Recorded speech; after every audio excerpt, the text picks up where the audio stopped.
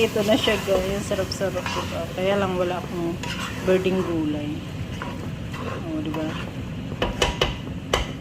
Lagyan ko kaya ito ng bagyo beans para may konting green. Para magandang kulay. At ito na ang aking green. Para magandang tingnan. Kasi lumpi ang gulay. O, diba? Ayan na siya. Hindi natin konting tubig kasi nagduduyo. O, diba? Wait. At ayan na siya guys. O, diba? Masarap. Ayan. Yummy yummy. Happy lunch sa lahat.